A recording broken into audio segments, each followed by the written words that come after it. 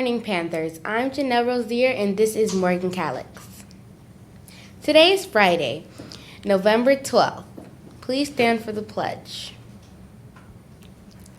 I pledge allegiance to the flag of the United States of America and to the republic for which it stands, one nation, under God, indivisible, with liberty and justice for all.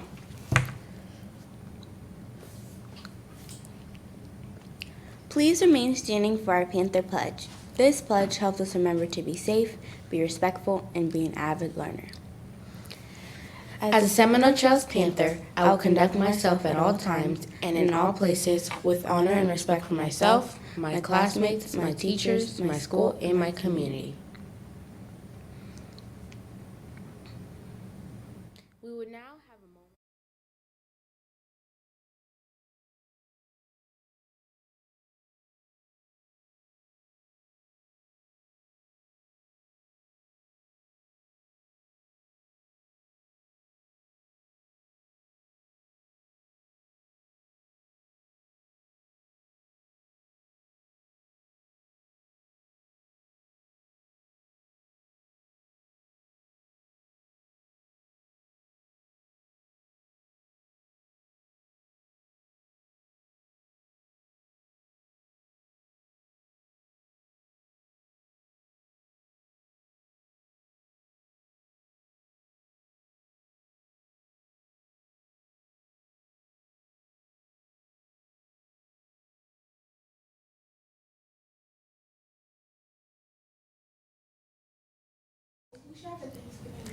Our lunch menu for today is a happy Thanksgiving meal from our school food service featuring roasted turkey and turkey gravy or turkey and mashed potato bowl offered with sweet potato swirl roll, cheese pizza crunchers, blueberry muffin platter, or soy butter sandwich platter, or PB&J grape sandwich platter, turkey and cheese sandwich, and mashed potatoes. Now over to Janiyah Pierre with the weather.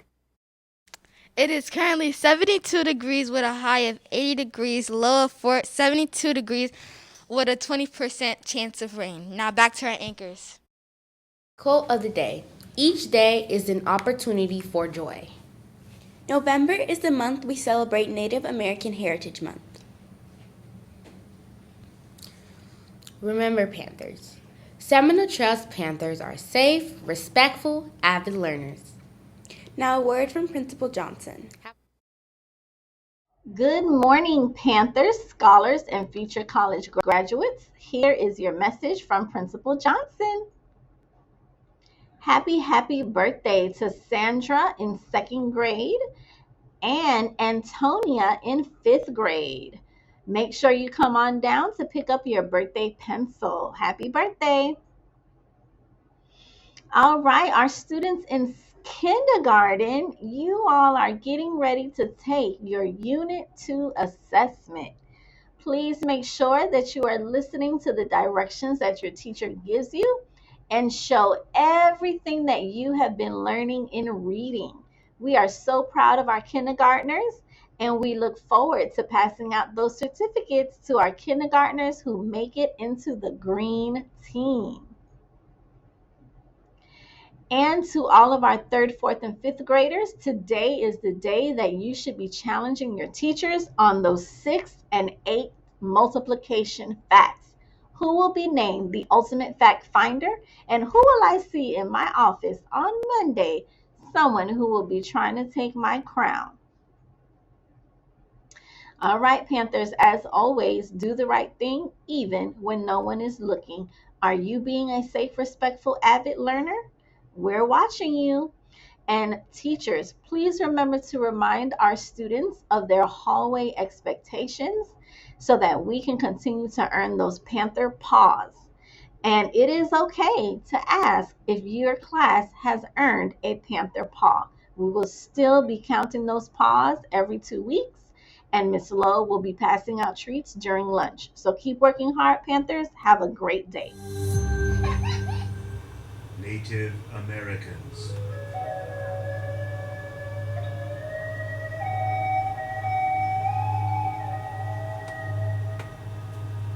Do you know who the first people to live in America were? People think it was Christopher Columbus and his crew. Others think it was European settlers or people that came to live here from Europe. But it was actually the Native Americans. Native means they were born in America, though it wasn't called America at the time. This was long before it became the United States. They were here much earlier than Columbus. When Columbus discovered America and its people, he named the people Indians because he thought he was in India. You may have heard other people call them Indians too. The correct term for how we refer to them is Native Americans.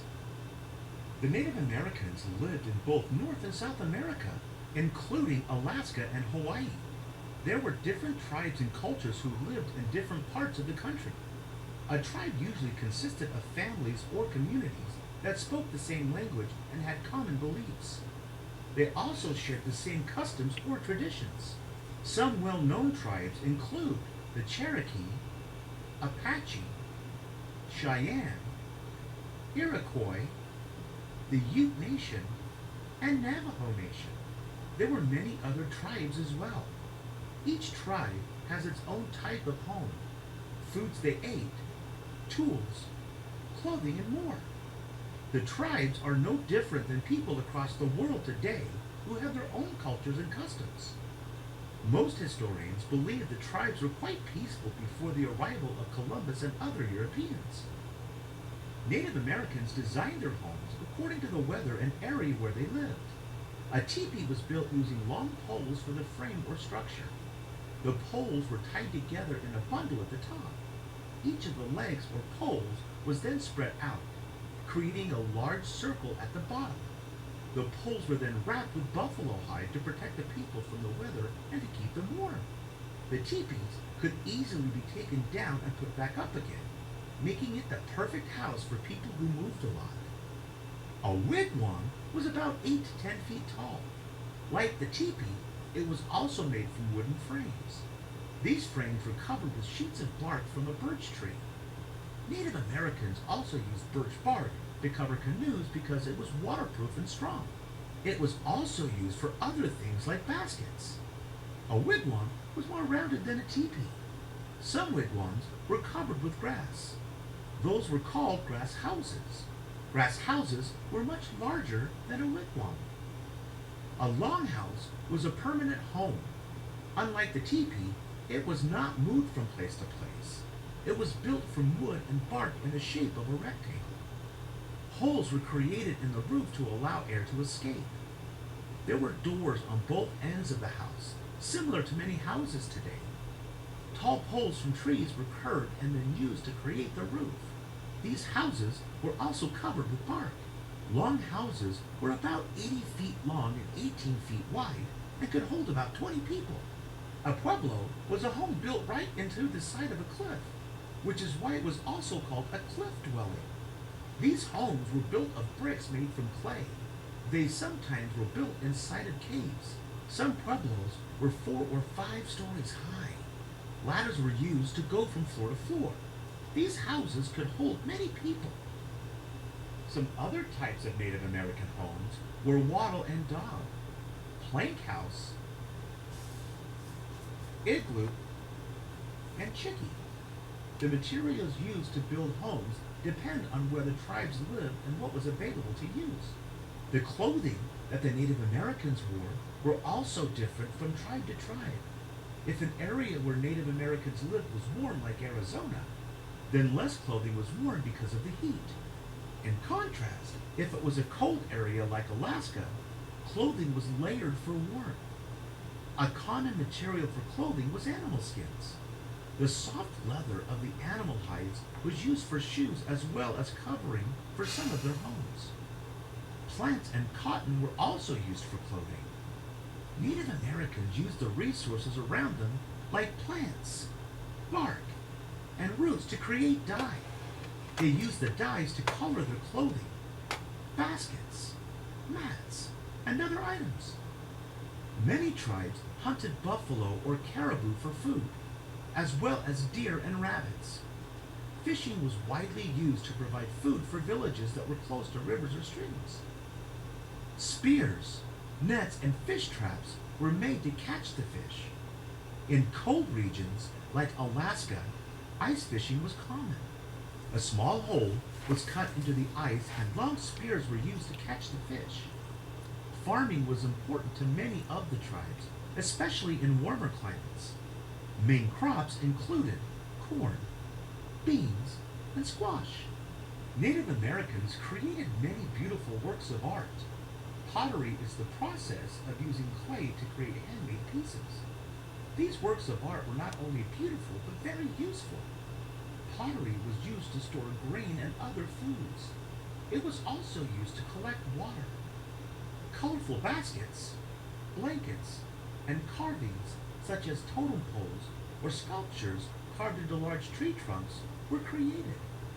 Some tribes, like the Navajo and Pueblo, were famous for sand paintings. Native Americans also had traditions which included religious and other ceremonies. Stories, music, dancing, games, and sports were enjoyed. Like every people and culture in the world, the Native Americans lived, worked, and played based on their beliefs and customs. Native Americans still live throughout the United States today. Thanks for following Clarendon Learning. Be sure to subscribe.